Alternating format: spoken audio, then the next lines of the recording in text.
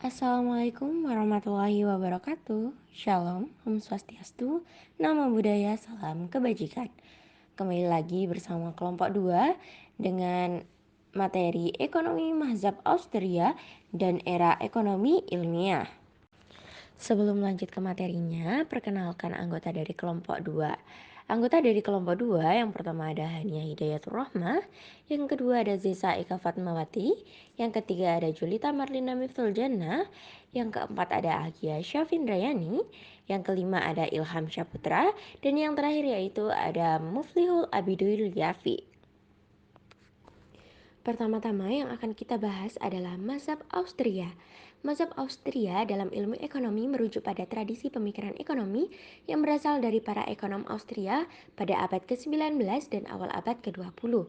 Mazhab Austria tidak merujuk pada sebuah aliran pemikiran ekonomi tunggal, tetapi lebih kepada sekelompok ekonom yang berbagi beberapa prinsip dan pendekatan dalam menganalisis ekonomi. Mazhab Austria dikenal karena pendekatannya yang lebih vokal terhadap prinsip-prinsip liberal, individualisme, dan pasar bebas dalam ilmu ekonomi. Mazhab Austria juga dikenal karena kritiknya terhadap ekonomi sosialis dan pendekatan Keynesianisme dalam kebijakan ekonomi. Mereka berpendapat bahwa pasar bebas, harga yang bebas berfluktuasi, dan sistem ekonomi yang kurang diatur adalah kunci untuk pertumbuhan ekonomi yang berkelanjutan. Yang akan kita bahas selanjutnya yaitu era ekonomi ilmiah.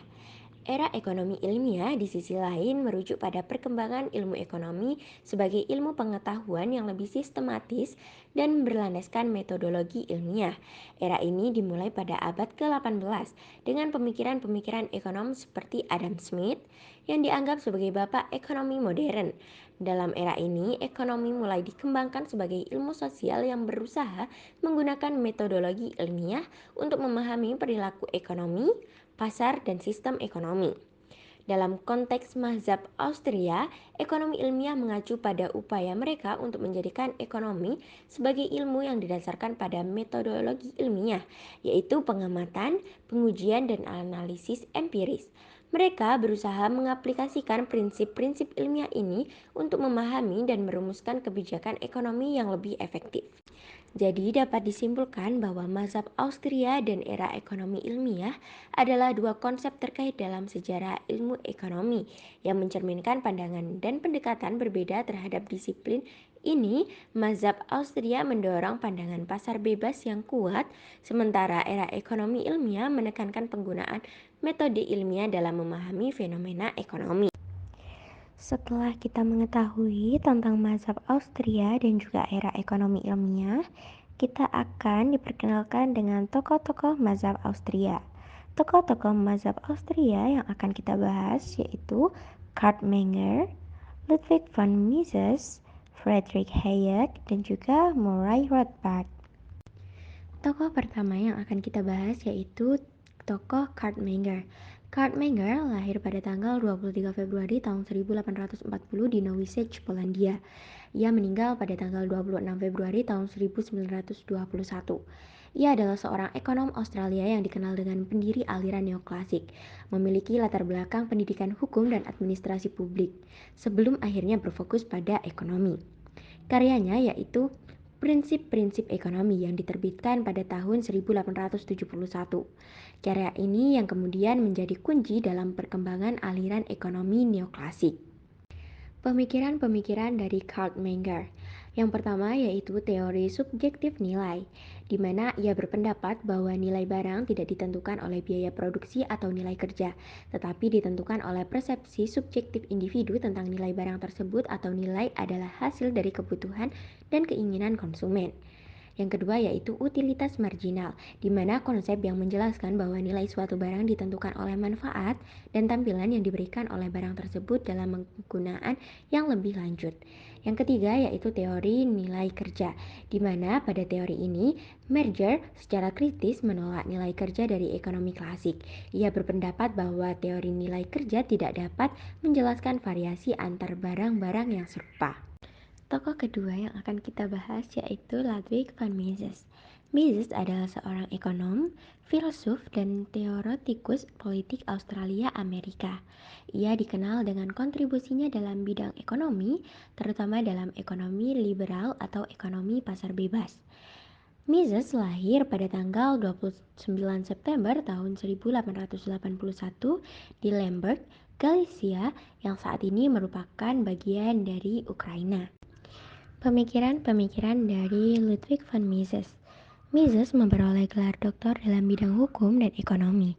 Ia juga menjadi profesor di Universitas Vienna sebelum Perang Dunia Pertama dan mengajar di Jenewa, Swiss, dan New York City setelah melarikan diri dari Australia pada Perang Dunia Kedua.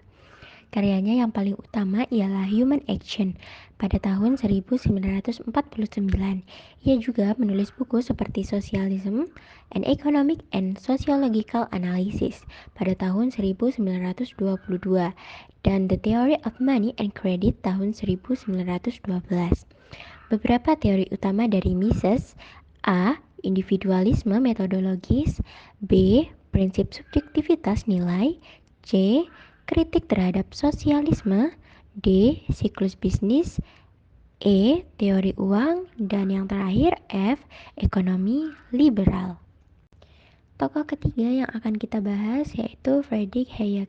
Friedrich Hayek adalah seorang ekonom dan filsuf Australia yang dikenal karena kontribusinya dalam ekonomi, filsafat politik, dan teori sosial.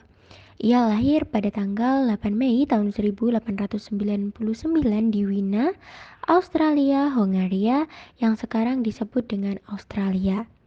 Ia meninggal pada tanggal 23 Maret tahun 1992 di Freiburg, Jerman. Hayek memperoleh gelar doktor dalam ilmu hukum dan kemudian melanjutkan pendidikan di London School of Economics. Pada tahun 1974, Hayek mendapatkan hadiah Nobel dalam ilmu ekonomi atas karyanya dalam teori moneter dan siklus ekonomi. Pemikiran-pemikiran Friedrich Hayek. Friedrich Hayek dipandang sebagai salah satu pemikir paling berpengaruh dalam pandangan liberal klasik dan pemikiran ekonomi pasar bebas. Karyanya, salah satu karya yang paling terkenal yaitu The Road of Serfdom, yang terbit pada tahun 1944. Ia juga mengajar di berbagai universitas di seluruh dunia. Teori utama Friedrich Hayek yang pertama yaitu teori kebijakan ekonomi, yang kedua pengetahuan yang tersebar melalui pasar, yang ketiga yaitu kritik terhadap ekonomi sosialis dan perencanaan sentral, yang keempat yaitu teori siklus ekonomi, dan yang terakhir yaitu filsafat politik. Tokoh terakhir yang akan kita bahas yaitu Murray Rothbard. Murray Rothbard adalah seorang ekonom, sejarawan, dan filsuf politik Amerika. Ia dikenal karena kontribusinya terhadap pemikiran ekonomi dan filosofi politik. Ia lahir pada tanggal 2 Maret tahun 1926 di New York City dan meninggal pada tanggal 7 Januari tahun 1995. Rothbard merupakan salah satu tokoh penting dalam aliran pemikiran libertarian, terutama dalam aliran libertarianisme anarkis. Karyanya yang paling terkenal yaitu bukunya yang berjudul Man, Economy, and State dan For a New Liberty, The Libertarian Manifesto. Rothbard terus memperjuangkan pandangannya tentang pemerintah kecil atau bahkan penghapusan pemerintah sepanjang hidupnya. Teori yang dikemukakan oleh Murray Rothbard. Yang pertama yaitu pandangan bahwa pemerintah dihapuskan dan semua aktivitas ekonomi dan sosial harus dibiarkan berkembang dalam kerangka masyarakat. Yang kedua yaitu teori hak milik pribadi atau kepemilikan properti. Yang ketiga yaitu mendukung teori pandangan ekonomi Australia tentang pasar bebas, pentingnya aksi individu, dan teori siklus ekonomi. Kontribusinya diantaranya analisis tentang monopoli, regulasi, dan teori tentang sifat uang. Yang keempat yaitu ia menganggap pemerintah sebagai entitas yang cenderung mengganggu hak milik individu dan mendorong intervensi pemerintah yang lebih terbatas. Yang terakhir yaitu menentang adanya perang. Sekian video dari kelompok 2, kurang lebihnya kami memohon maaf yang sebesar-besarnya. Semoga video ini bermanfaat. Terima kasih. Wassalamualaikum warahmatullahi wabarakatuh.